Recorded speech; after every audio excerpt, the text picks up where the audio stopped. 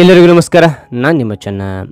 ಈ ಒಂದು ವಿಡಿಯೋದಲ್ಲಿ ಏರ್ ಪೊಲ್ಯೂಷನ್ ಎಸ್ಸೆ, ವಾಯು ಮಾಲಿನ್ಯದ ಪ್ರಬಂಧ ನೋಡ್ತಾ ಇದ್ದೀವಿ. ರೈಟ್. ಹಾಗೆ ಯಾವ ರೀತಿಯಾಗಿ ಬರಿಬೇಕು, ಯಾವ ರೀತಿಯಾಗಿ ಬರೆದಾಗ ಪೂರ್ಣಾಂಕ ಪಡಲಿಕ್ಕೆ ಸಾಧ್ಯ ಅಂತಕ್ಕಂಥದ್ದು ಈಸಿಯಾಗಿ ಎಕ್ಸ್ಪ್ಲೈನ್ ಮಾಡ್ತಾ ಹೋಗ್ತೇನೆ ಕನ್ನಡದ ಮೂಲಕ. ಹಾಗೆ ಈಸಿಯಾಗಿ ಅರ್ಥ ಮಾಡಿಕೊಳ್ಳಲಿಕ್ಕೆ ಸಾಧ್ಯ, ಈಸಿಯಾಗಿ ಬರಲಿಕ್ಕೆ ಸಾಧ್ಯ. ರೈಟ್. ಹಾಗೆ ನನ್ನ ಚಾನಲ್ ಮೊದಲನೇ ಸಾರಿ ನೋಡ್ತಾ ಇದ್ದೀರಾ, ಹಾಗೆ ಈ ಒಂದು ವಿಡಿಯೋಕ್ಕೆ ಒಂದು ಲೈಕ್ ನೀಡಿ. ಈ ಒಂದು ಲೈಕ್ ಅನೇಕ ವಿಡಿಯೋ ತಲುಪುವ ಮತ್ತು ತುಂಬ ಸಿಗುತ್ತೆ. ಇನ್ನೊಬ್ರಿಗೂ ಶೇರ್ ಮಾಡಿ, ಇನ್ನೊಬ್ರಿಗೆ ಚಾನಲ್ ಸಾಧ್ಯ ಇಂಥ ಅನೇಕ ವಿಡಿಯೋ ಚಾನಲ್ ಸಬ್ಸ್ಕ್ರೈಬ್ ಆಗಿ. ಹಾಗಾದರೆ ನಿಮಗೆ ಎಂತಹ ಒಂದು ವಿಡಿಯೋ, ಯಾವ ಒಂದು ಎಸ್ಸೆ ಮೇಲೆ ನಿಮಗೆ ವಿಡಿಯೋ ಬೇಕಂತೇಳಿ ಕಾಮೆಂಟ್ ಮಾಡಿ ಆ ಒಂದು ವಿಡಿಯೋ ಮಾಡಲಿಕ್ಕೆ ನಾನು ಪ್ರಯತ್ನ ಪಡ್ತೇನೆ ಅಂತ ಹೇಳ್ತಾ, ಹಾಗಾದರೆ ಒಂದೊಂದಾಗಿ ಹೇಳ್ತಾ ಹೋಗ್ತಾನೆ ಬನ್ನಿ. ಓಕೆ, ಇಲ್ಲಿ ನೋಡಿ, ಏರ್ ಪೊಲ್ಯೂಷನ್ ಎಸ್ಸೆ ಅಂತಕ್ಕಂಥದ್ದು ಮೊದಲು ಇಂಟ್ರೊಡಕ್ಷನ್ ಅಂತಕ್ಕಂಥದ್ದು ಇಂಪಾರ್ಟೆಂಟ್. ಕನ್ನಡದಲ್ಲಿ ನಾವು ಪೀಠಿಕೆ ಅಂತ ಕರಿತೀವಿ. ರೈಟ್. ಹಾಗಾದರೆ ಇಲ್ಲಿ ಪೀಠಿಕೆ ನಾವು 3 ಅಥವಾ 4 ಸಾಲ ಬರೆದ್ರೆ ಸಾಕು. ಓಕೆ. ಏರ್ ಪೊಲ್ಯೂಷನ್ ಈಸ್ ನಾವ್ ಎ ಮೇಜರ್ ಎನ್ವಿರಾನ್ಮೆಂಟಲ್ ಇಶ್ಯೂ. ಅದನ್ನ ವಾಯು ಮಾಲಿನ್ಯ ಈಗ ಪರಿಸರ ಪ್ರಮುಖ ಸಮಸ್ಯೆಯಾಗಿದೆ ಅಂತಕ್ಕಂಥದ್ದು. ಓಕೆನಾ. Air pollution can make people sick, causing problems with breathing, the heart and even cancer ಅಂತಕ್ಕಂಥದ್ದು. ಈ ವಾಯು ಮಾಲಿನ್ಯದಿಂದ ಉಸಿರಾಟ ತೊಂದರೆ ಆಗ್ತದೆ, ಹೃದಯಕ್ಕೆ ಸಮಸ್ಯೆ ಬರ್ತದೆ, ಕ್ಯಾನ್ಸರ್ಗೂ ಕಾರಣ ಆಗ್ತದೆ ಈ ಒಂದು ವಾಯು ಮಾಲಿನ್ಯ ಅಂತಕ್ಕಂಥದ್ದು ಇದಕ್ಕೆ ಅರ್ಥ ಆಗುತ್ತೆ. Okay, right. ಮುಂದೆ ನೋಡ್ತೋಣ. ಇಲ್ಲಿ ನೋಡಿ, ಕಾಸಸ್ ಆಫ್ ಏರ್ ಪೊಲ್ಯೂಷನ್, ವಾಯು ಮಾಲಿನ್ಯಕ್ಕೆ ಕಾರಣ ಅಥವಾ ರೀಸನ್ ಫಾರ್ ಏರ್ ಪೊಲ್ಯೂಷನ್ ಅಂತಲೂ ಬರಿಬೋದು. ಓಕೆ, ಒಂದೊಂದು ಪಾಯಿಂಟ್ ನೋಡ್ತೋಣ. ದ ಇನ್ಕ್ರೀಸಿಂಗ್ ಇಂಡಸ್ಟ್ರಿಯಲೈಸೇಷನ್ ಅಂದ್ರೆಗಿನ ಕೈಗಾರಿಕೆ ಹೆಚ್ಚುತ್ತಿರುವ ಕೈಗಾರಿಕೀಕರಣದಿಂದಾಗಿ ಏರ್ ಪೊಲ್ಯೂಷನ್ ಜಾಸ್ತಿ ಆಗ್ತಾ ಹೋಗ್ತದೆ. ಓಕೆ, ಆ ನಂತರ ಸೆಕೆಂಡ್ ಪಾಯಿಂಟ್ ನೋಡಿ, ಫಾಸ್ಟ್ ಅರ್ಬನೈಸೇಷನ್ ಅಂದ್ರೆಗಿನ ಹೆಚ್ಚುತ್ತಿರುವ ನಗರೀಕರಣ, ನಗರ ಹೆಚ್ಚಾಗೋದ್ರಿಂದ ಕೂಡ ಏನಾಗುತ್ತೆ, ಏರ್ ಪೊಲ್ಯೂಷನ್ ಆಗ್ತಾ ಹೋಗುತ್ತೆ. ಆ ನಂತರ ಮೂರನೇ ಪಾಯಿಂಟ್ ನೋಡಿ, ರ್ಯಾಪಿಡ್ ಗ್ರೋತ್ ಇನ್ ಪಾಪ್ಯುಲೇಷನ್ ಅಂದ್ರೆಗಿನ ಜನಸಂಖ್ಯೆ ಹೆಚ್ಚಾಗೋದ್ರಿಂದ ಕೂಡ ಏರ್ ಪೊಲ್ಯೂಷನ್ ಉಂಟಾಗಲಿಕ್ಕೆ ಕಾರಣ ಅಂತಕ್ಕಂಥದ್ದು.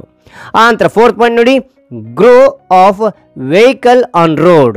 ಇಲ್ಲಿ ಏನು ಪಾಪ್ಯುಲೇಷನ್, ಜನಸಂಖ್ಯೆ ಜಾಸ್ತಿ ಆದಂಗೆಲ್ಲ ವಾಹನ ಬಳಕೆದಾರರು ಜಾಸ್ತಿ ಆಗ್ತಾರೆ. ಆಗೇನಾಗುತ್ತೆ, ಇಲ್ಲಿ ವೆಹಿಕಲಿಂದ ಬರ್ತಕ್ಕಂಥ ಹೊಗೆಯಿಂದ ಕೂಡ ವಾಯು ಮಾಲಿನ್ಯ ಆಗ್ತದೆ ಅಂತಕ್ಕಂಥದ್ದು. ಓಕೆ. ವಾಲ್ಕೆನೋ ಎರಪ್ಷನ್, 5ನೇ ಪಾಯಿಂಟ್ ನೋಡಿ, ಜ್ವಾಲಾಮುಖಿಯಿಂದ ಕೂಡ ವಾಯು ಮಾಲಿನ್ಯ ಆಗ್ತದೆ. ಓಕೆ. ಅಂತ ನೋಡಿ, ಫಾರೆಸ್ಟ್ ಫೈರ್ ಅಂದ್ರೆ ಅರಣ್ಯದಿಂದ ಬೆಂಕಿ ಉಂಟಾಗ್ತದೆ, ಅದರಿಂದ ಕೂಡ ವಾಯು ಮಾಲಿನ್ಯ ಉಂಟಾಗ್ತದೆ ಅಂತಕ್ಕಂಥದ್ದು. ಲಾಸ್ಟ್ ಪಾಯಿಂಟ್ ನೋಡಿ, 7th point, war and deforestation ಅಂತಕ್ಕಂಥದ್ದು. ಅಂದ್ರೆ ಇಲ್ಲಿ ಅರಣ್ಯ ಏನು ಮಾಡೋದು, ವಾರ್ ಅಂದ್ರೆ ಯುದ್ಧದಿಂದ ಕೂಡ ವಾಯು ಮಾಲಿನ್ಯ ಉಂಟಾಗ್ತದೆ, ಕಾಡು ವಿನಾಶದಿಂದ ಕೂಡ ವಾಯು ಮಾಲಿನ್ಯ ಉಂಟಾಗ್ತದೆ ಅಂತಕ್ಕಂಥದ್ದು. ಇದರಲ್ಲಿ 5 ಪಾಯಿಂಟ್ ಬರೆದ್ರೆ ಸಾಕು. ಓಕೆನಾ. ಮತ್ತೆ ಮುಂದೆ ನೋಡ್ತೋಣ. ಇಲ್ಲಿ ನೋಡಿ, ಇಲ್ಲಿ ಹೆಚ್ಚಿನ ಪಾಯಿಂಟ್ಸ್ ಬರುತ್ತೆ, ನಿಮಗೆ ಎಷ್ಟು ಯಾವ್ದು ನೆನಪಿರುತ್ತೋ ಆ ಒಂದು 5 ಬರೀರಿ ಸಾಕು. ಅಂತ ನೋಡಿ, ಎಫೆಕ್ಟ್ ಆಫ್ ಏರ್ ಪೊಲ್ಯೂಷನ್, ಈ ಏರ್ ಪೊಲ್ಯೂಷನ್ ಏನು ಎಫೆಕ್ಟ್ ಆಗ್ತದೆ ಅಂತ ನೋಡಿದಾಗ, ಮೊದಲನೇ ಪಾಯಿಂಟ್, ಗ್ಲೋಬಲ್ ವಾರ್ಮಿಂಗ್ ಉಂಟಾಗ್ತದೆ, ಜಾಗತಿಕ ತಾಪಮಾನ ಅಂತಕ್ಕಂಥ ಜಾಸ್ತಿ ಆಗ್ತಾ ಹೋಗುತ್ತೆ. ಓಕೆನಾ. ಆ ನಂತರ ಆ್ಯಸಿಡ್ ರೇನ್ಸ್, ಅದರಿಂದ ಆ್ಯಸಿಡ್ನ ಮಳೆ ಪ್ರಾರಂಭ ಆಗ್ತದೆ. ಓಕೆನಾ. ಆ ನಂತರ ಮೂರನೇ ನೋಡಿ, ಎಫೆಕ್ಟ್ ಆನ್ ವೈಲ್ಡ್ ಲೈಫ್ ಅಂದ್ರೆಗಿನ ವನ್ಯಜೀವಿಯ ಮೇಲೆ ಪರಿಣಾಮ ಉಂಟಾಗ್ತದೆ ಈ ಏರ್ ಪೊಲ್ಯೂಷನ್ನಿಂದ ಅಂತಕ್ಕಂಥದ್ದು. ಓಕೆನಾ. 4ನೇ ಪಾಯಿಂಟ್ ನೋಡಿ, ಡಿಪ್ಲೊಮೇಷನ್ ಆಫ್ ಓಝೋನ್ ಲೇಯರ್ ಅಂದ್ರೆನ ದಿನೇ ಓಝೋನ್ ಲೇಯರ್ ಅಂತಕ್ಕಂಥ ಓಝೋನ್ ಪದರ ಅಂತಕ್ಕಂಥದ್ದು ಸವಕಳಿ ಆಗ್ತಾ ಹೋಗುತ್ತೆ ಅಂತಕ್ಕಂಥದ್ದು. ಓಕೆ. ಆ ನಂತರ ನೋಡಿ, ರೆಸ್ಪಿರೇಟರಿ ಆ್ಯಂಡ್ ಹಾರ್ಟ್ ಪ್ರಾಬ್ಲಮ್ಸ್ ಅಂದ್ರೆನ ಉಸಿರಾಟ ಮತ್ತು ಹೃದಯದ ತೊಂದರೆಗಳು ಜಾಸ್ತಿ ಆಗ್ತಾ ಹೋಗ್ತದೆ ವಾಯು ಮಾಲಿನ್ಯ ಆಗೋದ್ರಿಂದ. ಓಕೆನಾ. 6th ಪಾಯಿಂಟ್ ನೋಡಿ, ರೈಸಸ್ ಆಫ್ ಟೆಂಪರೇಚರ್, ತಾಪಮಾನ ಅಂತಕ್ಕಂಥದ್ದು ದಿನೇ ಹೆಚ್ಚುತ್ತಾ ಹೋಗ್ತದೆ ಅಂತಕ್ಕಂಥದ್ದು. ಓಕೆ. ಮುಂದಿನ ನೋಡ್ತೋಣ. ಇಲ್ಲಿ 5 ಪಾಯಿಂಟ್ ಇದರಲ್ಲಿ ಒಂದು 5 ಪಾಯಿಂಟ್ ಬರ್ರಿ ಸಾಕು ನೀವು. ಓಕೆ. ಇಲ್ಲಿ ನೋಡಿ, ರೆಮಿಡೀಸ್ ಫಾರ್ ಏರ್ ಪೊಲ್ಯೂಷನ್, ಇಲ್ಲಿ ವಾಯು ಮಾಲಿನ್ಯ ಪರಿಹಾರ ಹೆಂಗೆ ಮಾಡಬೇಕಿದು, ವಾಯು ಮಾಲಿನ್ಯ ಆಗ್ದಂಗೆ ನಾವು ಹೆಂಗೆ ತಡೆಗಟ್ಟಬಹುದು ಅಂತ ನೋಡಿದಾಗ ಇಲ್ಲಿ 8 ಪಾಯಿಂಟ್ ಇದೆ, ಇದರಲ್ಲಿ ನೀವು 5 ಪಾಯಿಂಟ್ ಬರೆದ್ರೆ ಸಾಕು. ಓಕೆನಾ. ಫಸ್ಟ್ ಪಾಯಿಂಟ್ ನೋಡಿ, we should plant more trees ಅಂದ್ರೆ ನಾವು ಹೆಚ್ಚಿನ ಒಂದು ಸಸಿಗಳನ್ನ ನೆಡ್ತಕ್ಕಂಥದ್ದು. ಓಕೆನಾ. ಹೆಚ್ಚಿನ ಗಿಡ ಮರಗಳನ್ನು ಬೆಳೆಸ್ತಕ್ಕಂಥದ್ದು.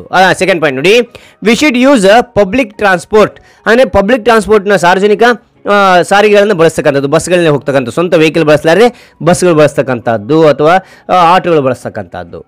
ಅಂತ ನೋಡಿ, ಇಲ್ಲಿ ಮೂರನೇದು ನೋಡಿ, ಕ್ರ್ಯಾಕರ್ಸ್ ಆಫ್ ಅವಾಯ್ಡ್ ಯೂಸ್ ಅಂತಕ್ಕಂಥದ್ದು. ಏನಂತಕ್ಕಂಥದ್ದು ಅಂದ್ರಿಗಿನ ಕ್ರ್ಯಾಕರ್ಸ್, ಬಾಣಗಳನ್ನ ನಾವು ತಪ್ಪಿಸ್ತಕ್ಕಂಥದ್ದು, ಇದರಿಂದ ಏನಾಗುತ್ತೆ ಅಂದರೆ ವಾಯು ಮಾಲಿನ್ಯ ಆಗೋದಿಲ್ಲ. ಓಕೆನಾ. 4ನೇ ಪಾಯಿಂಟ್ ನೋಡಿ, ಯೂಸಿಂಗ್ ಎಲೆಕ್ಟ್ರಿಕ್ ವೆಹಿಕಲ್ಸ್, ಈಗ ಇತ್ತೀಚಿನ ನೋಡಿದಾಗ ಇಲ್ಲಿ ಪೆಟ್ರೋಲ್ ವೆಹಿಕಲ್ಸ್ ಅಲ್ಲೇ ಎಲೆಕ್ಟ್ರಿಕ್ ವೆಹಿಕಲ್ಸ್ ಬಂದಿರತಕ್ಕಂಥದ್ದು, ಅದರಿಂದ ವಾಯು ಮಾಲಿನ್ಯಕ್ಕೆ ಏನು ಪರಿಣಾಮ ಆಗೋದಿಲ್ಲ. ಓಕೆನಾ. ಆದ ಕಾರಣ ಅದನ್ನು ಬಳಸ್ತಾ ಹೋಗೋದು.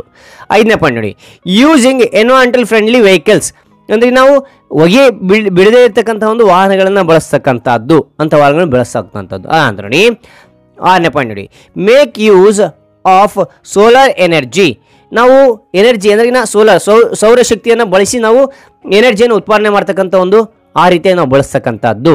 ನಾವು ಕಲ್ಲಿದ್ದಿಲ್ಲ ಅಂತ ಬೆಳೆಸಿದ್ರೆ ಏನಾಗುತ್ತೆ ಅಂದರೆ ಇಲ್ಲಿ ವಾಯುಮಾಲಿನ್ಯ ಪ್ರಭಾವ ಬೀರ್ತದೆ. ಆದ ಕಾರಣ ಸೋಲಾರ್ನ ಬಳಸಿದಾಗ ಏನಾಗುತ್ತೆ, ನಮಗೆ ಈಸಿಯಾಗಿ ಎನರ್ಜಿ ಸಿಗ್ತದೆ. ಓಕೆನಾ? ಅಂತ ನೋಡಿ 7th point, using recycled products and avoid plastic ಅಂತಕ್ಕಂಥದ್ದು. ನಾವು ಪರಿಸರ ಸ್ನೇಹಿ ಆಗಿರ್ತಕ್ಕಂತಹ ಮರುಬಳಕೆ ಒಂದು ವಸ್ತುಗಳನ್ನು ಬಳಸ್ತಕ್ಕಂಥದ್ದು, ಪ್ಲಾಸ್ಟಿಕ್ಗಳನ್ನು ದಿನೇ ದಿನೇ ಬಿಡ್ತಕ್ಕಂಥದ್ದು, ಬಿಟ್ಬಿಡೋದು. ಓಕೆನಾ? ಅಂತ 8 ಪಾಯಿಂಟ್ ನೋಡಿ, stop burning garbage paper dry leaves ಅಂತಕ್ಕಂಥದ್ದು. ನಾವೇನು ಮಾಡೋಕ್ಕಾದ್ರೆ ಗಾರ್ಬೇಜನ್ನ ಕಸ ಸುಡ್ತಕ್ಕಂಥದ್ದು, ಪೇಪರ್ ಸುಡ್ತಕ್ಕಂಥದ್ದು, ಎಲೆಗಳನ್ನು ಸುಡ್ತಕ್ಕಂಥದ್ದು ಮಾಡದೇ ಇರ್ತಕ್ಕಂಥದ್ದು, ಅವನ್ನ ನಿಲ್ಲಿಸಿ ಅದಕ್ಕೆ ಗೊಬ್ಬರಕ್ಕಾಗಿ ಬಳಸ್ತಕ್ಕಂಥ ಇನ್ನೊಂದು ವಿಧಾನ ಇದೆ, ಅದನ್ನು ಬಳಸ್ತಾ ಹೋಗೋದು ಅಂತಕ್ಕಂಥದ್ದು. ಓಕೆ? ಅಂತ ಕನ್ಕ್ಲೂಷನ್, ಉಪಸಂಹಾರ ಅಥವಾ ತೀರ್ಮಾನ, ಉಪಸಂಹಾರ ಅಂತ ಕರಿತೀವಿ. ರೈಟ್? ಹಾಗಾದರೆ ಇಲ್ಲಿ ಏನು ನೋಡಿದರೆ, only human can reduce air pollution.